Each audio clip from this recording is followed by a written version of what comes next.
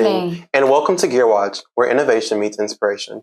I'm your host, Jay, I'm your host, Ella. bringing you the latest from the world of robotics. Tonight's top story, a new generation of engineers and creators rising through dedication, teamwork, and relentless curiosity. While the competition season may grab the spotlight, the real story begins long before the first match. During the off-season, these students powered up their skills by engineering projects like the Kitbot, launching excitement with the T-shirt cannon, and developing solutions with the TrashBot, while also advancing their knowledge through research and hands-on learning. But it doesn't stop there. These innovators also passed on the knowledge by mentoring rookies and building the foundation of this future for robotics. Curious how it all comes together. Want to learn the basics yourself? Let's go live to our field of reporters for an inside look at how this truly unfolded. I began with kind of teaching like the basics. Me and a team took turns usually, and we taught like Java basics, Java fundamentals, things like that.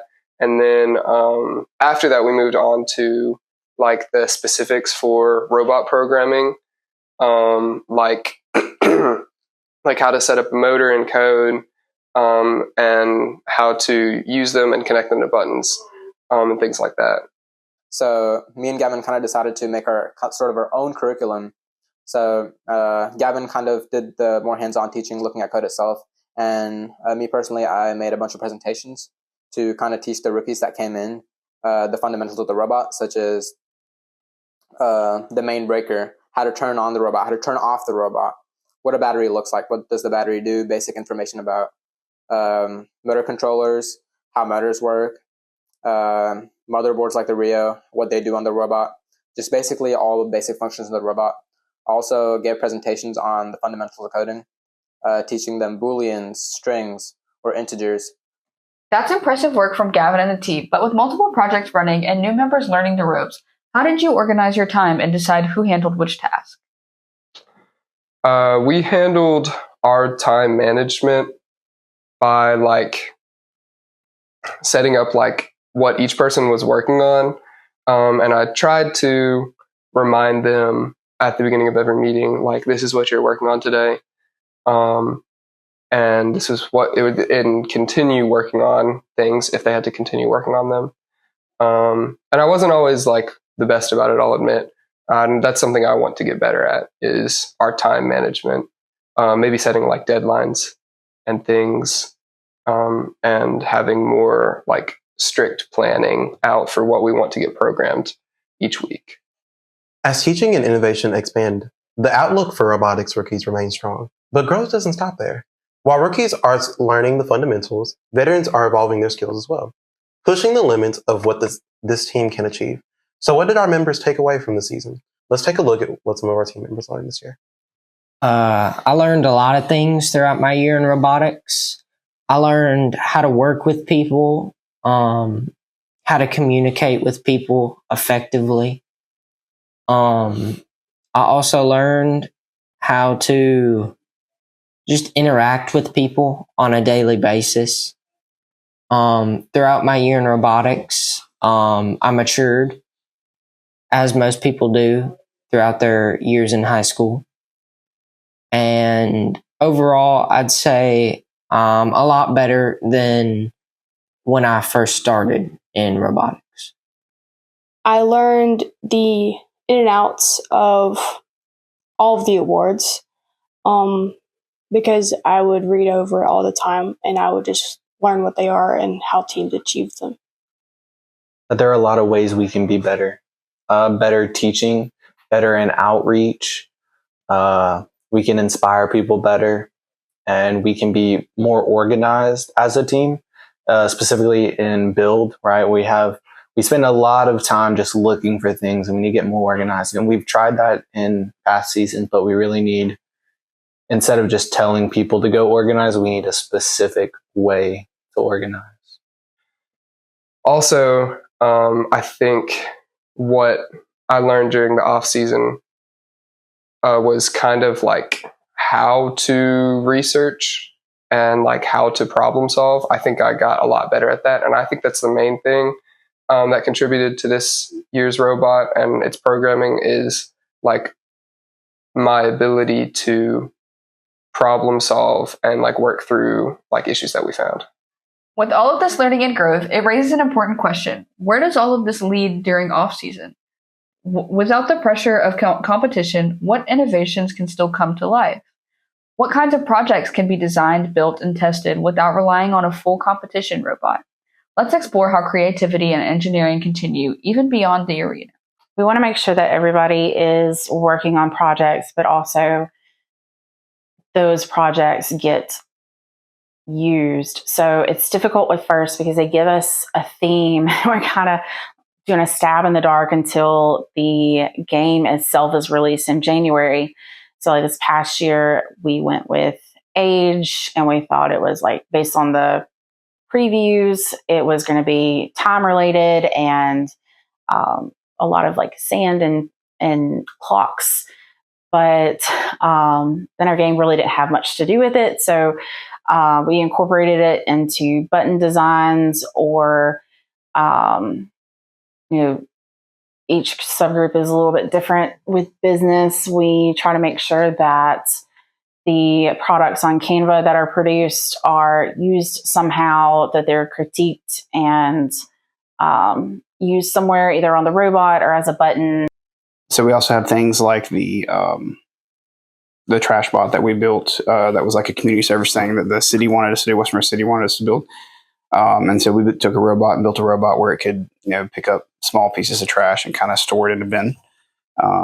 We also built some other robotic skills like basic drive, like tank drive on a robot, and use it as a t-shirt cannon, took it to football games and things like that. And so we use those kind of basic skills in the off season that we need for competition season, but use them in different realms like football games or outreach events or camps or just different areas where we go and just show off basically. Well, it seems to me that these projects are more than just off-season activities. They're a powerful way to keep both veterans and rookies engaged, building skills and momentum year-round. And perhaps most importantly, they ensure that progress isn't lost, but carried into the future. That concludes our report for the off-season segment.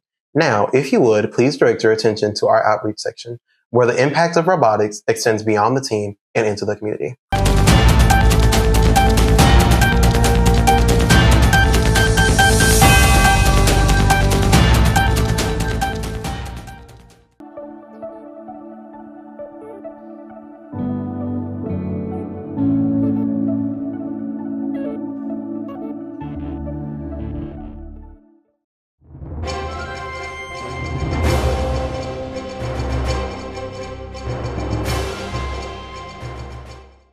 Thank you.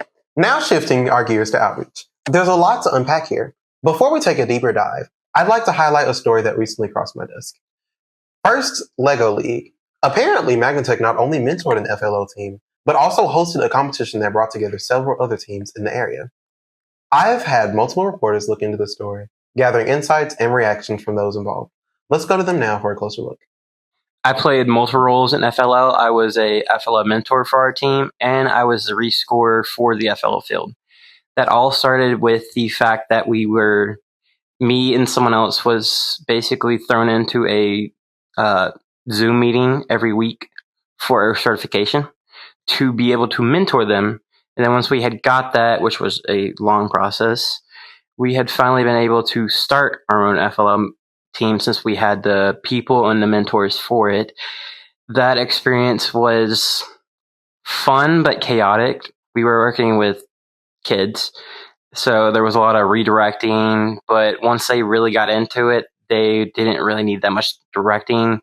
They pretty much took it themselves, and I think the main thing they took away from a lot of that was, one, they need to be more serious, because once they finally got to that actual competition, they saw how serious other people were taking it, and they're like, oh, I want to do this again, but I want to perform better. I was a mentor. I would help them learn communication and help them understand how to work as a team to work to a bigger goal. Because even though a lot of these kids are from our summer camps, but some of them aren't, and they knew how to work. They kind of could figure out the work, but it was more of them working as a team to get this goal. So We helped them learn the code as a team. We helped them in smaller groups, helped them build Legos, work on the Lego mat they used to use. We helped them with their poster that they had to make. And when the FLL competition actually happened, I was more of a mediator. I was more of a mediator, making sure that our FLL kids were comfortable and that they were able to actually grow in this new environment. Because even though working up to the FLL, they worked really hard, I want them to feel the sense of completement, the sense of we did all this work, now we're here, and it's actually paying off. So I was kind of a mediator towards that. During the FLL, I did robot demo. And so we had like a little corner that we were set up in, me and Atib. And we just showed off the robot from last year and what it could do. And, you know, when we weren't driving it around, I think normally I went to go and check out the other tables and what some of my other teammates were doing. Wow, it sounds like you all not only had a great time, but your hands full preparing such a major event. It's always exciting to see younger students developing their STEM skills in an environment that's both educational and genuinely fun. And that really brings us to a bigger picture. Outreach isn't just about one event. It's about building connections and inspiring the next generation and expanding the impact of robotics beyond your own team. So that leads to an important question. Why has Magnet Tech continued to invest so heavily in outreach? What drives that commitment, and what impact has it truly made? Let's take a closer look. One of the main reasons we would do outreach events is obviously to promote STEM in our region, in our areas. It's kind of the main idea, but there's also an impact award is what we can get at competition. And part of our goal for impact is doing outreach and pushing STEM values and core values like that from first into the community.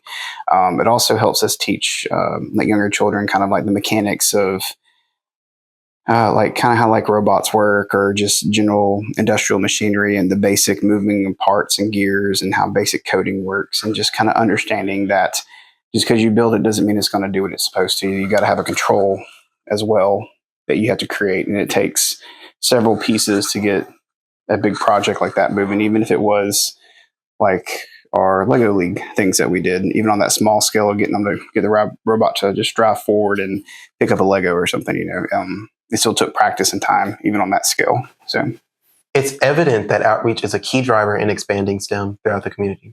But beyond its external impact, there's also the team's own perspective to consider.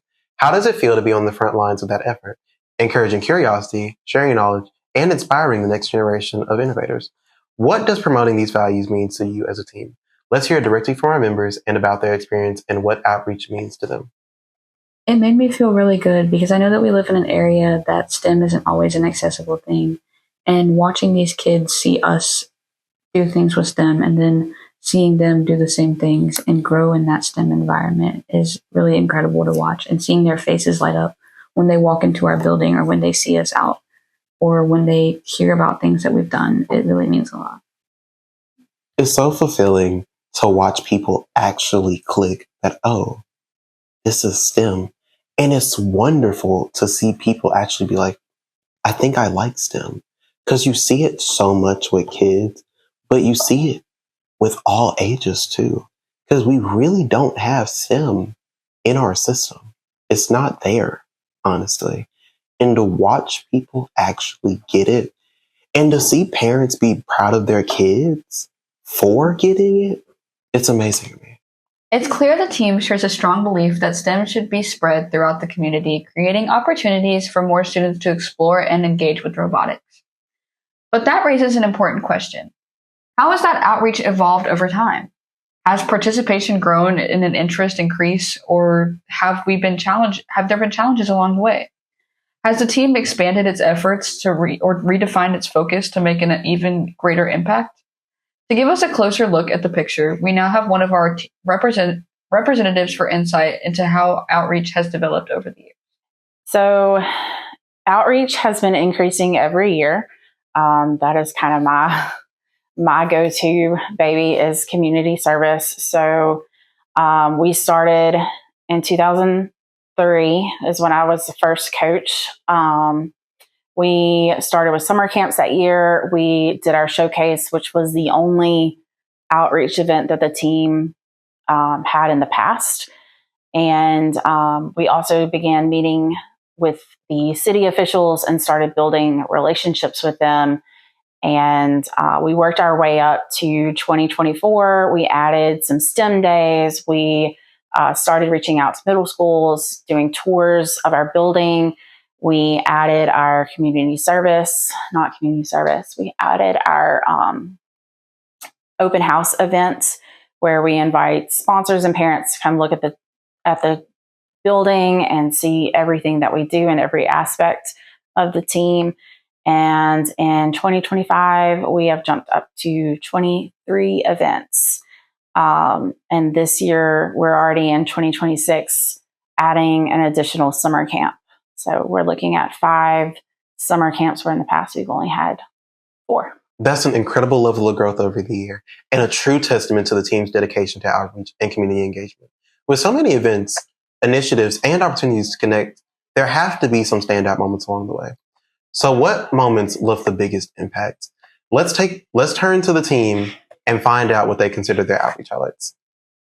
Okay, so there's this kid at my church, and I'm kind of friends with him because my mom and his mom are friends.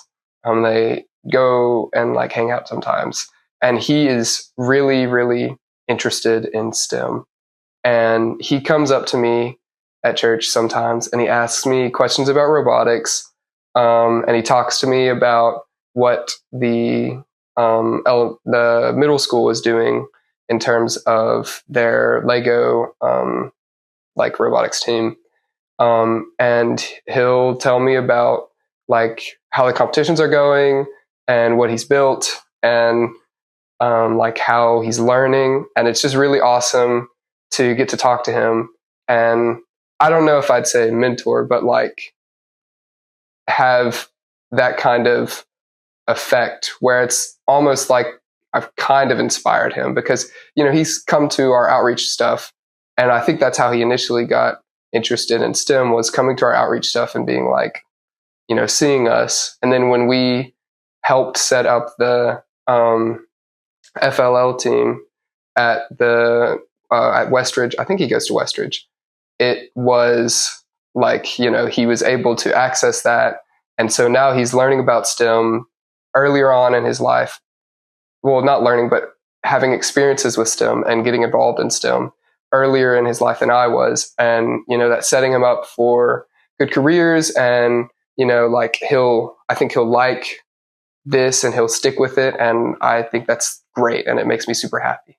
There was one particular moment when I looked over and Elizabeth and Ella had a little girl with them, and they were shaking the little noisemakers and just interacting, and it was just really,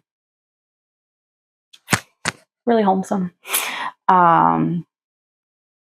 That's by far been my favorite moment. And then, of course, getting a picture with Santa Claus and having him pretend to drive the robot and hold this driver station was fun. There was this little girl who really enjoyed our stand and made us sing songs for her and like jingle bells at her. And it was probably the biggest reason why I kept on going, because it just filled me with such joy, as I didn't realize how much joy we spread to others just going to these events. These moments truly stand out as the highlights of today's outreach segment. It's clear that these team members understand something important, that when students are placed in an environment where they can be themselves, curiosity thrives. Confidence grows and learning becomes something they genuinely enjoy. Kids bring curiosity, creativity, and a natural sense of excitement, qualities that align perfectly with the core values of FIRST. And speaking of FIRST, it's time to see how all of this hard work not only carried over, but paid off during the competition season. Stay tuned. We'll be right back on Gear Watch.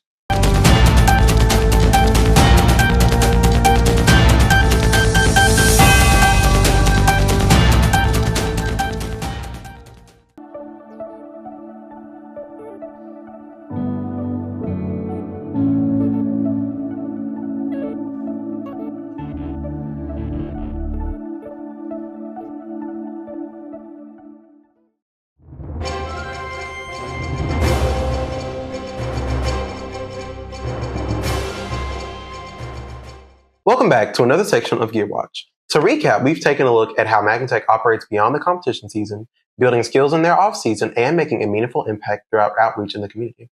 But now it's time to shift gears. Again, what happens when all that preparation comes together on the competition field? Of course, competition isn't just about what happens during a match. It's also about how the team performs in the moments in between. When times are limited and expectations are high, every second counts. Communication, coordination, and quick decision-making becomes essential to keeping everything running smoothly. It's in these fast-paced moments that preparation truly meets execution. So, what does it take for the team to stay efficient and compromise under pressure? Let's hear from our team to see how they handle these high-stake intensity situations. I think when it was in between competitions, we had a realization about what was working and what wasn't working. And we had about a week and a half, and everybody kind of jumped in, and we were able to fix a lot of mechanical issues and shape issues on the design and some code problems as well. And we moved very quickly for a week in between competitions, faster than we had before the first competition. So I think when we got to our first competition and realized where we had messed up, everybody had jumped in and took everything seriously, and that we were able to do what we needed to in that week before the second competition. And I think that was kind of the turning point where everybody realized that we can do this. We just need to fix and work on these things before the next one, and we should be good to go. It's clear that these moments between competitions become a turning point for the team, where reflection led to action and action led to real progress. With renewed focus and a stronger sense of purpose, the team was able to elevate their performance and move forward with confidence. And with that kind of momentum, it's no surprise that some standout moments began to emerge. So what were the highlights that defined that competition season? Let's take a look. I think everything paid off when my binders actually became useful, as I would actually use the binders when talking to judges. In all of my work towards imagery award, and just everything seeming so organized just because of all the work I did to use during competition. Of course, seeing the robot working, was when seeing the Limelight code that our team had worked so hard on. We had literally our calculus teacher come here and help us drop an equation. We had Zach come help us. It was a real collaborative effort by not only the school but our coaches and of course the programming team as well. So seeing AutoAim work the first time was something like I never imagined it'd happen, because we were trying to get Limelights to work for years now. I knew like seniors from last year were trying to get it to work, seniors before that, and being sort of the pioneers who did it kind of made me feel proud. It was around the time that we actually scored our own 80 points, if I remember. We scored that by ourselves with no help from any other robot.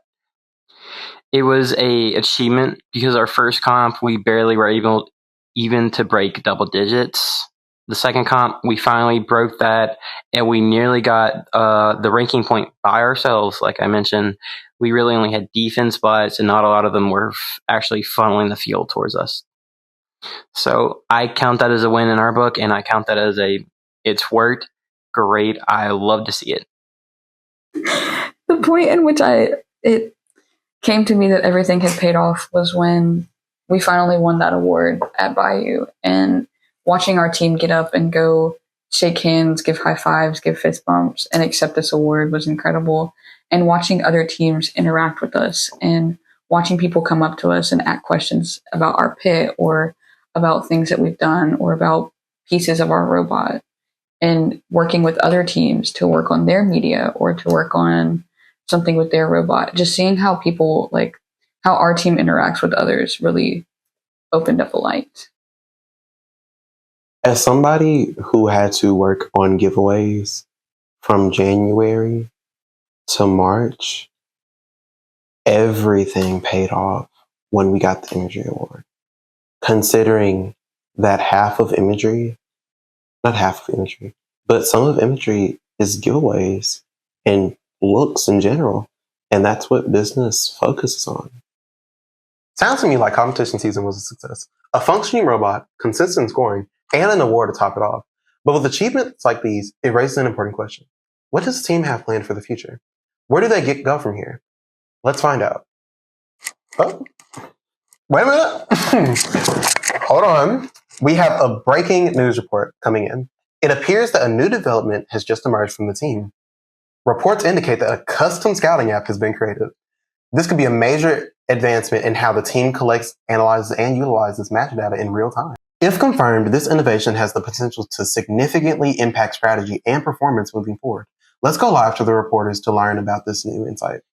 I created a scouting app that was functional for all of our scouts. It was kind of hard for rebuild because a lot of the robots score crazy amounts of fuel that were inquantifiable, but I found a unique way to calculate it with an estimation of balls per second and an estimation of carrying capacity and the timers that are cycling or timing how long a robot shoots for. So it'll calculate how long they shoot for, how many balls they should have, and how many balls they'll probably have shot, and it estimates a score. So the scout form, each scout scouts a specific robot. They estimate the points. This gets filtered into a sheet. It's just raw data on part of the sheet. And then I also break down some of this data in different analytics graphs and pages. And then there's a lot more on the scouting app, but that's the basics of it. Wow, thank you for that insight. It's impressive to see how development came together. It really highlights how improvements across every subgroup combine to elevate the team's overall performance this season. When each part of the team grows and adapts, the results can be seen across the board. But looking ahead, it raises an important question. How will all of these advancements shape the team's future? What impact will this have on upcoming seasons, new members, and continued innovation? Let's find out. We're definitely taking in time management is definitely a big thing that we have to deal with. Obviously we lost a week to that winter storm we had. So we'll be better off next year time-wise, but we still need to get things done as soon as possible. We need to make a system for getting things done, set goals, and actually follow them this year. And there's that. We need to use 3D design a lot more than we did this year to help planning and stuff like that. And also, we just need to make sure everyone knows what they're doing, be able to teach everyone. That's the main things I can think of. Next season, I have a lot of plans. I want to have the programming team be more involved in the design process. And so that means getting them on CAD and getting them working with the build team and designing our robot and, 3D modeling it from the ground up. And then I also want us to work more on limelights and get the code working for the robot's position to always be gotten from the April tags so that it it's more accurate.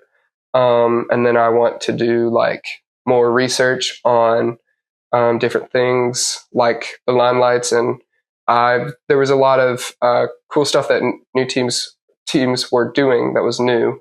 Like they were using the cameras on an Oculus headset to calibrate the position of the robot. I don't really know how it works, but I'd like to look into that. And then I also wanted to do a new control system for the robot. So maybe it's more intuitive. And I think that all of those are going to be really cool, and they're going to make our robot really cool next year. And they're going to be a lot of fun to do and a lot of fun to learn. I plan on becoming the lead person in helping rookies learn about awards and documentation, as I plan on making just a whole documentation as a role. And I plan on getting more in depth into our theme and our role, and I just plan on making everybody feel included into the team, so that everybody has a job and everybody feels included into that, but nobody's left out. As much as I did during the season, and as hard as it is to think that next year might be my last season, I would like to take in the fact that I need to teach more. I do a really good job at mediating and communicating with my team, but I need to pass down the torch to people that actually want to do it. I need to make sure that people know how to do everything. Not everything, but people are really good in what they do and can pass that down. I want to actually start doing a creative class during the summer where people can get their ideas down and learn how to format their ideas correctly to where they can either CAD it or make buttons or do whatever they want with their creative freedom. Because creativeness isn't ideal in STEM. Fun is good in STEM. You can't have STEM without having one of the two. So I want to promote creativity. Be more organized, have tasks for everyone, make sure those people are on those tasks every meeting and they don't just ignore the task they were given last meeting. Actual better leadership and management of our rookies so they may continue to grow and learn and don't become static. And then better organization for build. So we're a cleaner team, more organized, faster decisions being made as a team, not just a few people where everyone else is kept in the dark. It seems like to me that the team is being left in very capable hands. With a strong foundation built on teamwork, innovation, creativity, and continuous growth, the future of Magnatech looks incredibly promising. From off-season development to meaningful outreach to success on the competition field, this team has shown what can be accomplished through dedication and collaboration. As new team members step up and experienced leaders pass down their knowledge, that legacy only continues to grow stronger. That's all for today's edition of Gear Watch. Thank you for joining us as we experience this journey, impact, and future of Banquet Robotics. We're your hosts, signing off.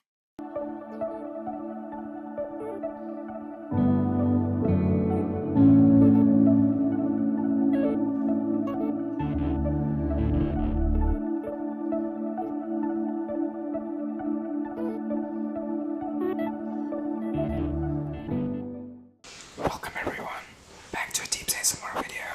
Today we'll be looking at robots.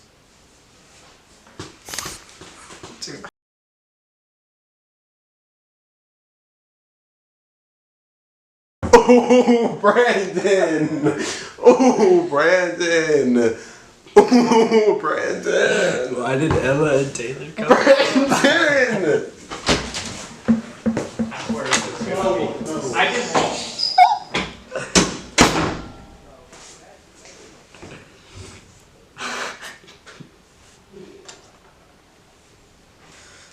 I made a lot of STEM connections during first, going to these outreach events.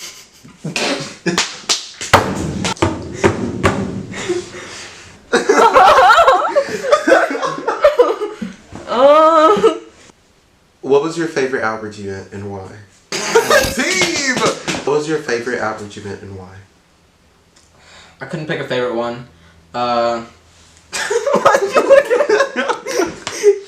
Yo, I said I couldn't pick a favorite one, Joe. Look. What? Who? Peyton. Gosh. I'm about to...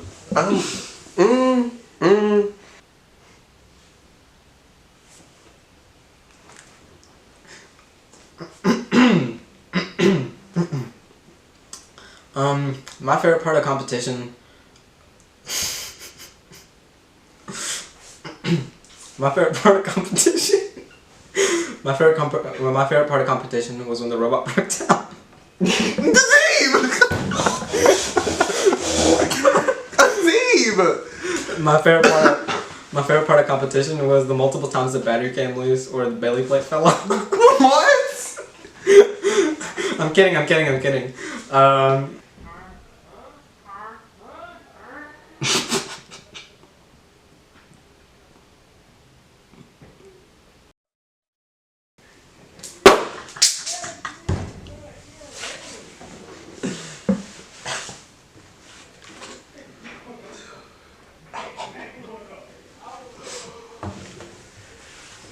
With everything that occurred in the 2025-2026 year, what will you take into the next season?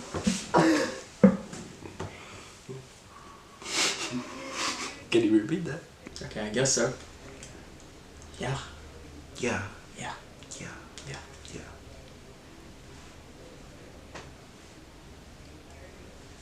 Don't make me come across as damn Nash.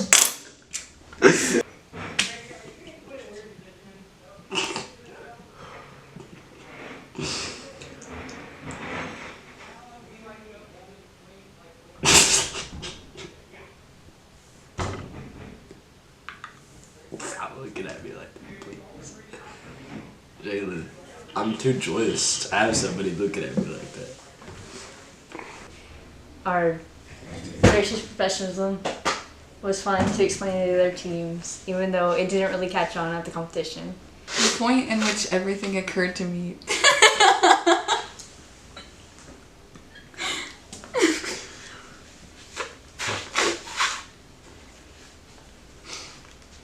When building with the, am I out of room? No, you're Okay. You just got really close. Am I?